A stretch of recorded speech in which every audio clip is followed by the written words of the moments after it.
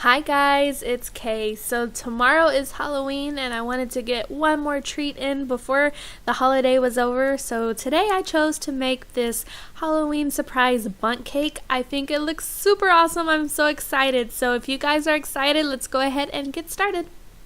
So you're going to need a white cake mix. You can either use one from the box or you can make one from scratch, your favorite recipe. But what you're going to want to do with it is divide it into 4 different bowls for the coloring. I chose to color my cake mix black, purple, green, and orange. You're also going to need a bundt pan sprayed with some kind of cooking spray. You're going to need some spoons to be able to color all of your colors. And then lastly, to finish the cake, we're going to need some icing. Of course, you can make some homemade, but I chose to use the icing in the can just because I'm needing to put this in the microwave. My homemade buttercream, if you put it in the microwave, it just completely ruins. So I chose to use this today. I used vanilla because it was white, but you're going to also need some sandwich bags, some sprinkles of some sort. These are optional, but I'm choosing to use them. And then you're going to need some bowls to be able to color your icing. Lastly, to cool your cake once it comes out of the oven, you're going to need a cooling rack. Let's go ahead and get started. So first thing you want to do is go ahead and preheat your oven to whatever recipe you're using, what they tell you to do. While it's preheating, we're going to go ahead and color all of our batters. What you want to do is just put your color in to your desired color. Use less at first because once you get it too dark, you really can't go back. So you just want to color each of your colors. I'm choosing to use 4 today, but you can use however many you want. You really don't even have to color it if you don't want, but I just like the little surprise that you get inside when you cut into the cake. So I'm going to color all of my colors here. It is best if you use a white cake mix because the colors will be more vibrant, but if you don't want to do that, you definitely don't have to. So anyways, I'm going to color all of my colors and then I'll be back to show you the next step. Once you have all your colors mixed, now what we're going to do is go ahead and put them in the pan. You can do this 2 ways. The first way is just to layer the colors, which I'm going to do, or you can just take spoonfuls and just drop it miscellaneously in there to create that effect. I'm going to layer it just because I want to see that effect. So I'm going to start with my green. I'm basically just going to pour it in there. You just want to try to make sure that you do get a layer of it. It's not going to be perfect, but you want to just make sure that you kind of get it in there evenly. And then I'm going to continue with my layers. Once I have everything in the cake pan, you want to bake the cake according to the directions of the recipe that you used. And then you're going to let it cool completely before we move on to the next step.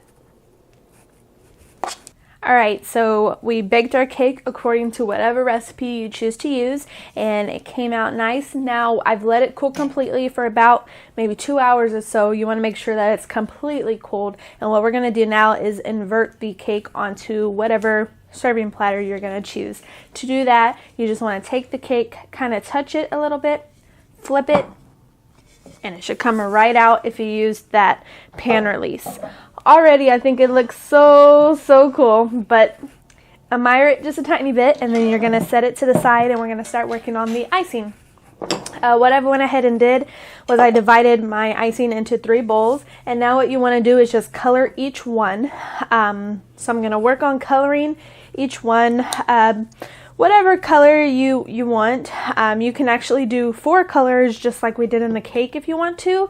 I just chose not to do the black because you need so much icing for it to become black that I just didn't want to go through that. So I just chose to color mine purple, green, and orange, but you can choose whatever colors you like or if you just want one color. But I'm going to finish working on my colors here and then I will be back to show you what's next.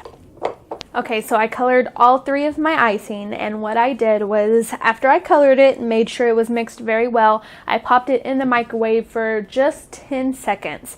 You don't want to melt this, but you want to be able to make it where it's kind of real thin and goopy. I don't even know how to call it. I guess you just want to make sure that it's running off of your spoon. So what I'm going to go ahead and do now is transfer my last color to just a Ziploc bag.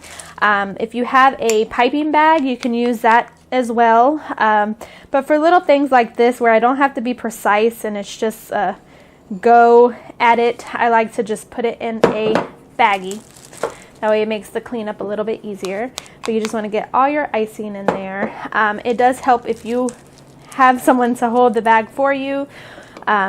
With the piping bag, you can put it in a cup and that can really help. But with Ziploc baggies, I find it a little hard. So I'm just going to finish getting all the icing in there. As I said before, it's not going to help us if it's still in the bowl. Once you get it all in the bag, you just want to squeeze most of the air out.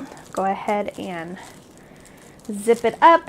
And then I'm going to take a paper towel and put it on my work surface because it is a little runny and I want to make sure that my surface doesn't get dirty. But what we're going to do now is I'm going to choose to start with the darkest to the lightest. So I'm going to start with my purple. I'm just going to cut a tiny tip off. Take my cake, squish most of the icing to the tip, and then in back and forth motions, you just want to drizzle over the cake. Now this is going to be a little bit time consuming, but you just want to keep drizzling. Keep in mind that we are using a sandwich bag, so the pressure of the sandwich bag isn't as good as if you were going to use a piping bag. So just keep that in mind when you're putting pressure on it. All right, so I think that's good for the purple. What I'm going to do now is open my next color, which I'm going to do orange. And I'm going to continue to do the same thing around the cake multiple times until I run out of the icing. You don't have to use all of your icing, but I'm going to just run it back and forth. Does not have to be perfect. It's kind of what I'm going for is unperfect. So just continue that all the way around with all three colors. So I've gone all the way around. What I'm going to do now is just add one more layer of purple to bring that purple out a little bit more. Now you want to make sure that you are trying to cover as many of the gaps as possible, or as much of the cake as possible, just because you can see the colors through it, through the actual barrier of the cake. So you just want to make sure that you cover it. That way when your guests cut inside, they have no idea what to expect. It's kind of a surprise, hence the name of the cake.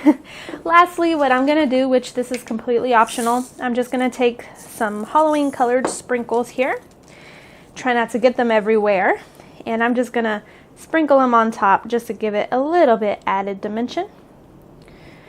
Again, this is completely optional, but they do have some cute ones out there now. You can use bones, you can use little pumpkins, whatever you choose. But I'm just going to finish up sprinkling here, and then I'll bring you back so we can cut the cake open and see inside.